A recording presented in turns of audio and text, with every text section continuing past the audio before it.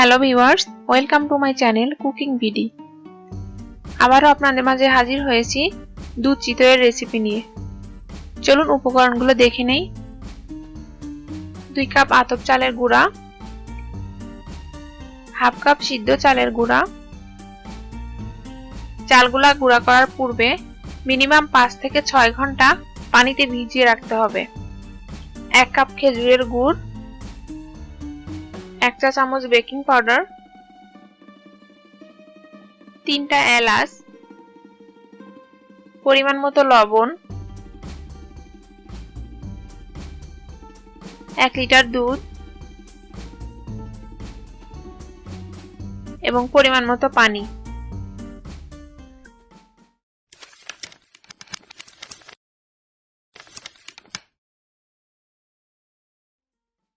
প্রথমেই আমি পিঠার ব্যাটারটা তৈরি করে নিব। একটা মিক্সিং বোলে নিয়ে নিচ্ছি আতপ চালের গুঁড়া, সিদ্ধ চালের গুঁড়া, বেকিং পাউডার এবং পরিমাণ মতো লবণ। শুকনো উপকরণগুলো এবার ভালোভাবে মিশিয়ে নিচ্ছি।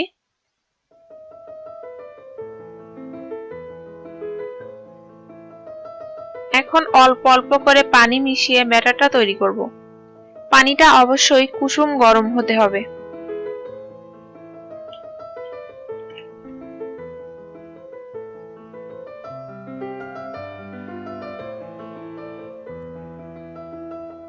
ব্যাটারটা খুব ভালোভাবে মিশিয়ে নিচ্ছি যেন এর মধ্যে কোনো দলা বা গুটি না থাকে।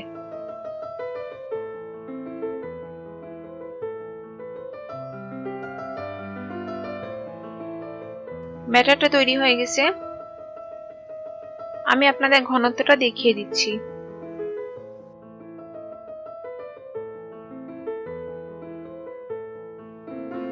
এবার এটা 20 মিনিটের জন্য একটা সাইডে রেখে দিব। এ সময়ে আমি চুলায় 1 কাপ পানি দিয়ে দিলাম। গুড়গুলো দিয়ে রস করে নিব।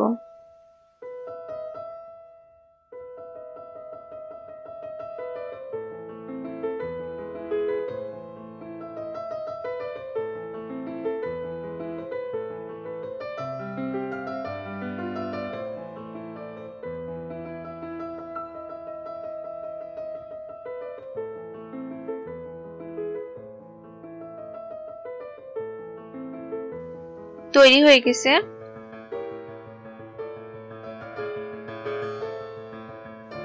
এবার দুধটুকু জাল করে নিব। চুলায় একটা প্যান বসিয়ে 1 লিটার দুধ দিয়ে দিচ্ছি। সেই সাথে দিয়ে দিলাম 3টা এলাচ। দুধটা নেড়ে চেড়ে কিছুক্ষণ জাল করে নিচ্ছি।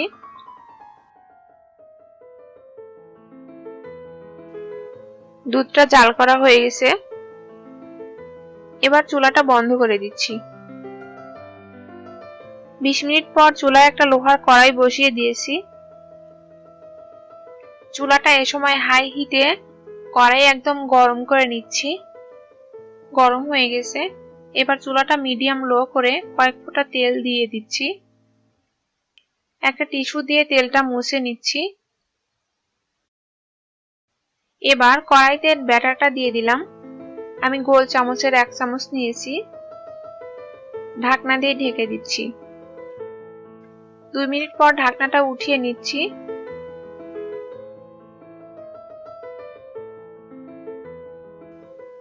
পিঠাটা তৈরি হয়ে গেছে। এবার পিঠাটা উঠিয়ে নিচ্ছি।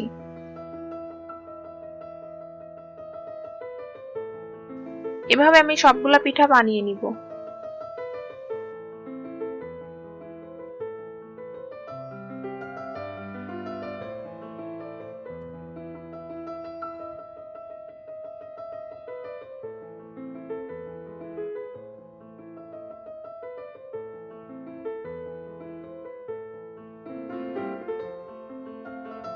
সবগুলা পিঠা তৈরি হয়ে গেছে।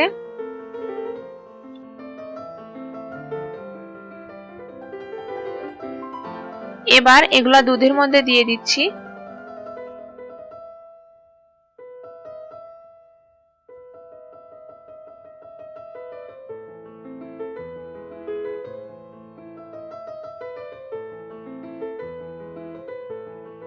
এখন রস করা খেজুরের গুড় দিয়ে দিলাম।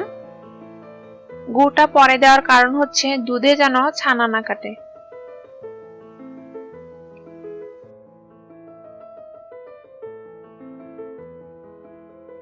এবার এটা 3-4 ঘন্টার জন্য ঢেকে রেখে দিব। তৈরি হয়ে গেল দুধ চিতই। বাসায় অবশ্যই ট্রাই করবেন আর কমেন্টস করে আমাদেরকে জানাবেন।